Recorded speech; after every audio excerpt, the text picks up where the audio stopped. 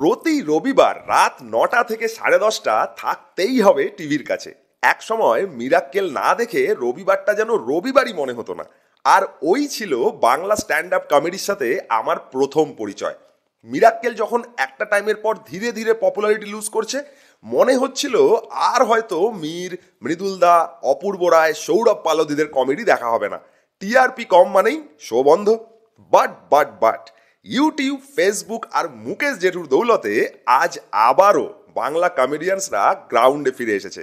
আর সত্যি বলতে তারা দারুণ খেলছে। চলুন দেখি বাংলা কমেডিয়ানসরা কিভাবে ধীরে ধীরে ইন্টারনেটের দখল নিয়েছে তাদের নিজেদের লেখা সোশ্যাল পলিটিক্যাল ইস্যুগুলোর উপর সাহসী কন্টেন্ট, এমনকি আজকের দিনের ইন্ডিয়া ট্রেন্ডিং রোস্ট কালচারেও তারা বাংলাকে অ্যাড করেছে। 2010-এর দিকে মুম্বাই, দিল্লিতে যখন স্ট্যান্ড আপ কমেডি ক্লাবস ভালো রকম ফেমাস হচ্ছে, কলকাতাতে কিন্তু তখন কিছুই নেই। Stand up comedian Anirban Dasgupta বলেন, পুরো কলকাতায় তখন হাতে গুনে 10 জন স্ট্যান্ড আপ কমেডিয়ানস ছিলেন। টপ ক্যাট, সিসিউর মতো একটা দুটো পাব ছিল যেখানে খুবই লিমিটেড অডিয়েন্স আর লিমিটেড টাইম স্লট পাওয়া যেত লাইভ পারফরমেন্স করার। সোজা কথায় কোনো ডিমান্ডই ছিল না। সেই জায়গা থেকে আজ কলকাতার কাছে আছে নিজের comedy club, the retired comedy club.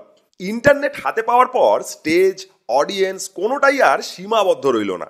সবার প্রথম বঙ্গাই মানে কিরণ দত্ত ইউটিউব প্ল্যাটফর্মটাকে দারুণভাবে কাজে লাগালো। শুরুর দিকে স্কেচ কমেডি, তারপর এ কেমন সিনেমার সিরিজ বঙ্গাইকে বিশাল রকম একটা সাকসেস দিল। এই সময় বাঙালি অডিয়েন্স হিউমার আর এভরিডে সিচুয়েশনের উপর কমেডির স্বাদ পেল। বঙ্গাইয়ের কমেডি শুধু 4.5 মিলিয়ন মানুষের মন জয় করেনি, ফোর্বসের টপ 100 ডিজিটাল স্টারসের মধ্যে র্যাঙ্ক 10 আর বাংলার ফার্স্ট ইউটিউব সুপারস্টার হওয়ার মধ্যে দিয়ে এই ছেলেটা বাংলা কমেডি আর কমেডিয়ানসদের একটা ব্রাইট ফিউচার দেখিয়েছিল। বঙ্গাইয়ের পর ইউটিউব, ফেসবুক, ইনস্টাতে বাংলা কমেডির যেন একটা বিস্ফোরণ ঘটে। দারুণ দারুণ কমেডিয়ান সামনে আসতে থাকে, অনেক নতুন নতুন কনসেপ্ট, টপিক অ্যাড হতে থাকে বাংলা কমেডিতে। ইভেন্ট এক্লিপসের আজকের ভিডিওতে সেই রকম কিছু কমেডিয়ানসদের নিয়ে কথা বলবো। উই আর ভেরি সরি, প্রত্যেকের ব্যাপারে বলতে গেলে ভিডিওটা অনেক বড় হয়ে যাবে, বাট আপনারা কমেন্টে আপনাদের পছন্দের বাংলা কমেডিয়ানসদের নাম অবশ্যই জানাবেন, অনুরোধ রইল। দীপাংশু আচার্য প্রফেশনাল স্ট্যান্ড আপ কমেডিয়ানের সাথে সাথে একজন অ্যাওয়ার্ড উইনিং লিরিসিস্ট। দীপাংশুকে অনেকেই আবিষ্কার করে ইউটিউবের রেস্ট ইন প্রেম ওয়েব সিরিজটার পুটকি ভাই গানটা থেকে। কিন্তু দীপাংশুর শুরুটা কিন্তু সেই মিরাক্কেল 3 এর পর স্টার জলসার এনজয় গুরু, আর তারপরে আই লাভ ইউ। এই 3টে কমেডি কম্পিটিশনের উইনারও ছিল দীপাংশুর কমেডি স্কেচ আর স্ট্যান্ড আপ টপিকস যেমন আমার বাবা ম্যাজিশিয়ান, মিডল ক্লাস স্বপ্ন প্রচুর মানুষের মন জয় করেছে। 500-র উপরে লাইভ আর কর্পোরেট শো রোজকার জীবনের একঘেয়ে ঘটনাগুলোকে কমেডির আকার দেওয়া দীপাংশুকে বেস্ট বাংলা কমেডিয়ানসদের লিস্টে অনেকটাই ওপরে জায়গা করে দেয়। বাংলা ফিমেল কমেডিয়ানদের মধ্যে ঝিলাম গুপ্তা যেরকম স্পিডে পপুলার হয়েছে সত্যি কমেন্ডেবল। 1 থেকে 1.5 বছরের মধ্যে ফেসবুকে 4.5 লাখের উপর ফলোয়ার কোনো ফিমেল কমেডি ক্রিয়েটারের হয়েছে বলে আমার তো জানা নেই। লকডাউনের ফার্স্ট হাফ থেকে ঝিলাম রেগুলারলি ভিডিও বানানো শুরু করে, আর ঝিলামের ভিডিওর হাত ধরে বাংলা হোমগ্রোন ভিডিও আর অডিও কন্টেন্টের একটা স্টেডি রাইজ দেখতে পাওয়া যায়। ঝিলামের কমেডি স্কেচ যেমন লেডিস কম্পার্টমেন্ট, কলকাতার গরম, এইগুলোর সাথে লোকাল ভিউয়ার্সরা ইমিডিয়েটলি কানেক্ট করে। ঝিলামের স্যারকাজম, কমিক টাইমিং আর কথা বলার স্টাইল বাংলা কমেডিতে আরেকটা লেয়ার অ্যাড করে। Next in list Shiladitya Chatterjee. New জেনারেশনের ইয়াং শিলাদিত্য বাংলা কমেডিতে ফ্রেশ আর ট্রেন্ডিং একটা ভার্সনকে অ্যাড করেছে। শিলাদিত্যর স্ট্যান্ড আপ কমেডিগুলো নিয়ে তো কিছু বলারই নেই। দুর্দান্ত পাঞ্চলাইন, পলিটিক্যাল খোঁচা আর পারফেক্ট ডায়লগ ডেলিভারি। এর সাথে সাথে আজকের দিনের প্রচুর ফেমাস লাইভ রোস্টিং বাংলা কমেডিতে অ্যাড হয়েছে।